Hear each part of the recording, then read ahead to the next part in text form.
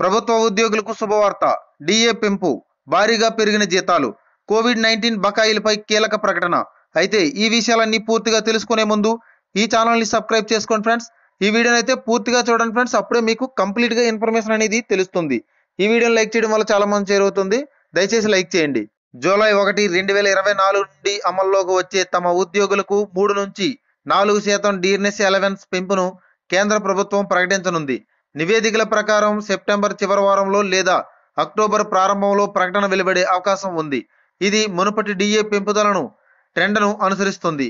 ఇటీవలే మార్చి 2024లో జరిగింది. ఇక్కడ డిఏ 4% పెరిగింది.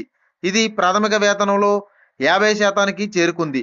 కోవిడ్-19 మహమ్మారి కారణంగా డిఏ పెంపుదల నిలిచిపోయిన 18 నెలల కాలానికి సంబంధించిన బకాయిలను విడుదల చేయాలని డిమాండ్ చేసినప్పటికీ అటువంటి బకాయిలను ప్రభుత్వం విడుదల చేయబోదని ప్రభుత్వం స్పష్టం చేసింది.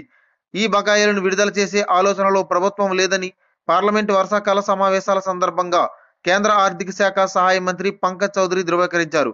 కరోనా మహమ్మారి సమయంలో ప్రభుత్వ ఆర్థిక వ్యవస్థపై ఒత్తిడిని తగ్గించడానికి ఫ్రీజ్ అమలు చేసింది.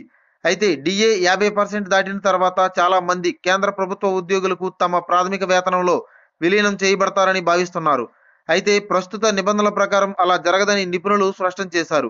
బేసిక్ పేతో విలీనం కాకుండా ఇంటి అద్దె అలవెన్స్ వంటి అలవెన్స్లు పెరుగుతాయి. ఈ దృశ్యం ఇప్పటికే జరిగింది.